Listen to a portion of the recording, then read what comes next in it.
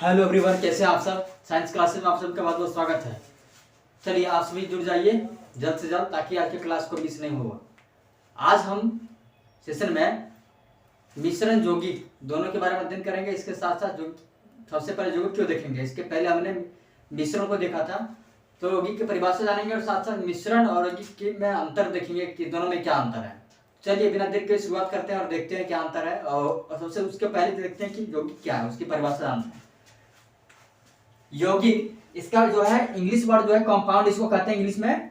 चलिए इसका परिभाषा जानते हैं। परिभाषा इसका क्या है, एक पदार्थ है जो कि दो या दो से अधिक तत्वों के नियत अनुपात में रासायनिक तौर पर संयोजन से बना है। ये एक पदार्थ है, यौगिक का एक पदार्थ है जो दो या दो से अधिक तत्वों के नियत अनुपात में, तत्वों के नियत अनुपात उसका एक फिक्स है, उस अनुपात में रासायनिक तौर पर संयोजन, तो संयोजन मतलब रासायनिक तौर पर मिलने से, उसके संगठन से बना है, उसे कहते हैं यौगिक। चलिए परिभाषा हमने देख लिया। अब हमने पिछले क्लास में मिश्रण के बारे में जाना था, तो आज हम मिश्रण और यौगिक दोनों के में अंतर को करेंगे, क्योंकि हम इसका परिभाषा समझ गया कि यौगिक क्या होता है और मिश्रण क्या होता है। तो चलिए बिना देर किए सबसे पहले हम देखते हैं कि एक तरफ मिश्रण है, एक तरफ यौगिक है। तो मिश्रण को पहले देखते हैं कि मिश्रण क्या है। देखिए पहला मिश्रण में देखेंगे कि तत्व या यौगिक, जैसे आप पढ़ चुके हैं पहले, तो देखिए आपको तो पता ही होगा, फिर से देख लीजिए। तत्व या यौगिक केवल मिश्रण बनाने के लिए मिलते हैं।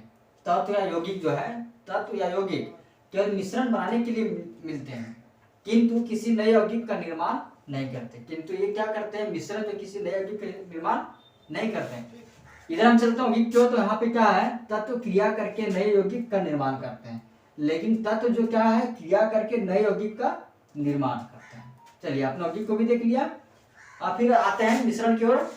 मिश्रण की ओर दूसरा पॉइंट में देखेंगे, मिश्रण का संगठन परिवर्तनीय होता है। मतलब इसका जो संगठन है, इसका जो संयोजन है, परिवर्तन होता है, इसमें परिवर्तन होते रहता है। तो क्या है, मिश्रण का संगठन परिवर्तनीय होता है, मतलब बदल सकता है। देखते हैं इधर मुख्य की ओर, इसमें है नए पदार्थ का संगठन सदैव स्थायी होता है, लेकिन यौगिक में क्या है कि नए पदार्थ का संगठन सदैव स्थायी होता है, ये परिवर्तनशील नहीं होता है। जिस तरह मिश्रण परिवर्तनशील है, इस तरह यौगिक परिवर्तनशील नहीं होता है। तब तीसरे पॉइंट की ओर बढ़ते हैं।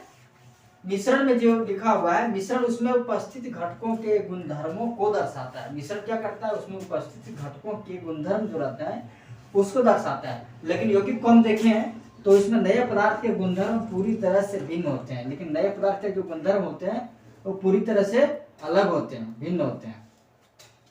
सबसे अंतिम पॉइंट को देखेंगे इसमें मिश्रण में, घटकों को भौतिक विधियों द्वारा सुगमता से पृथक किया जा सकता है। मतलब इसके मिश्रण के घटक को भौतिक विधि द्वारा सुगमता से, बहुत आसानी से अलग किया जा सकता है। लेकिन यौगिक की ओर देखेंगे तो घटकों का केवल रासायनिक या वैद्युत रासायनिक प्रतिक्रिया द्वारा ही पृथक किया जा सकता है।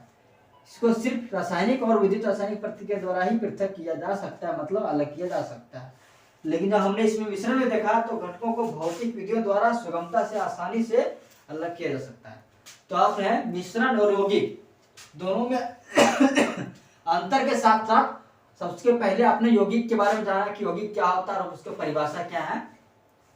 तो आज के सेशन में आप सभी ने समझ लिया कि यौगिक और मिश्रण दोनों में क्या अंतर है, क्योंकि आपने इसके पहले भी परिभाषा जान लिया था कि मिश्रण क्या है, और आज के सेशन में आपने जाना कि यौगिक क्या है। तो आज के सेशन में बस इतना ही। हमें उम्मीद है कि आप पूरी तरह से समझ गए हैं दोनों में क्या अंतराल है, क्या अंतर है, और कोई संदेह की बात नहीं है। चलिए इसी तरह आप अध्ययन करते रहिए और मिलते हैं नेक्स्ट सेशन में, अगले सेशन में। और तब तक के लिए आप अपना पढ़ाई जारी रखिए और आप अपना बहुत ख्याल रखिए, बहुत ध्यान रखिए। जय हिंद, जय भारत।